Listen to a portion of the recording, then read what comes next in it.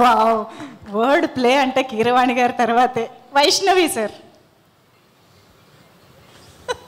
వైష్ణవి నాగదేవత. వైష్ణవి ఇది ఏంటి లవ్ మీ ఇఫ్ యూ డేర్తో చాలా చక్కగా నీ నటన పటిమ చూపించావు. So kill me if you లవ్లో ఇంకా నీ విశ్వరూపం చూపిస్తావని, దానికి నేనే మ్యూజిక్ చేయాలని నేను కోరుకుంటున్నాను. ఇదేదో కొత్త న్యూస్ లాగా ఇంట్రెస్టింగ్గా ఉంది ఇది. ఓకే, మేము వెయిట్ చేస్తూ ఉంటాం సార్ ఆ కబురు కోసం. ఎనీవే, సో సార్ ఎందుకంటే నువ్వు అందులో ఇంకొక పాట పాడుతున్నావు కాబట్టి. ఓ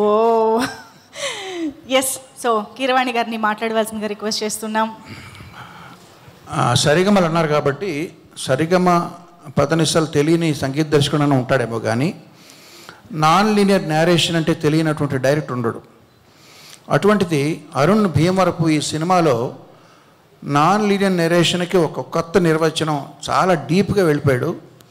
సో ఈ సినిమాని ముఖ్యంగా మా చిన్నాన్నగారు విజయేంద్ర ప్రసాద్ గారు, మా మిత్రులు డైరెక్టర్ సురేందర్ రెడ్డి గారు, వాళ్ళిద్దరూ చూసి వాళ్ళు నాకు ఫోన్ చేసి వాళ్ళ మనోభావాలు నాకు చెప్తారని నేను ఆశిస్తున్నాను.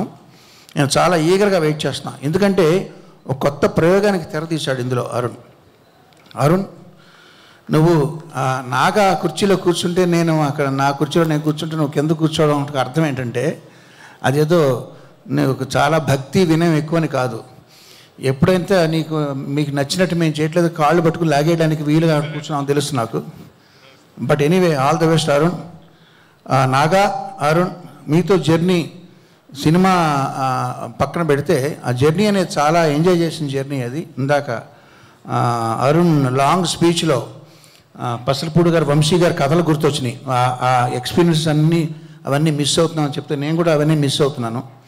బట్ మన డిస్కషన్లో మెయిన్ పార్ట్ ఏంటంటే రాజుగారు సరే రాజుగారు లేకుండా ఉంటాను బెటర్. ఇక్కడ వీళ్ళు అది బాగోలేదండి, ఇలా చేయండి, ఇది బాగోలేదు, అలా చేయండి అనే ఆ డిస్కషన్స్లో ఏమయ్యా నువ్వేమో అర్జునుడేమో బాణాలతో నన్ను కొడుతున్నాడు, నువ్వేంటి అరుణ్ భీముడేమో గదతో బాధేస్తున్నాడు, ఎవరి డెసిషన్ ఇక్కడ ఫైనల్ అంటే వీళ్ళు అన్నారు మేమిద్దరం కాదండి, అది వచ్చారు డి రాజు గారు, అంటే ధర్మరాజు గారు ఉన్నారండి. సో అర్జునుడు, భీముడు, ధర్మరాజు గారు వీళ్ళందరూ మధ్య నేను ప్రయాణం చేసి రాజుగారు ఆయన ఎన్నో సూపర్ హిట్ సినిమాలు తీశారు. వాడి ఎక్స్పీరియన్స్ మాకు ఇందులో బాగా ఉపయోగపడింది. కొన్ని కన్ఫ్యూజన్స్, చిన్న క్లారిటీస్ కావాల్సి వచ్చినప్పుడు లాస్ట్ మినిట్లో 11th అవర్లో వాటిని చేయడంలో ఆయన ప్రొడ్యూసర్గా కాదు డైరెక్టర్గా కూడా ఆయన పాత్ర వహించి ఆయన కర్త కర్మ క్రియగా ఈ సినిమాకి వ్యవహరించారు. ఆల్ ద బెస్ట్ రాజు గారు. మనందరికీ కూడా ఈ సినిమా పేరు తీసుకురావాలని ఆశిస్తున్నాను. Thank you very much. Thank you sir. Thank you so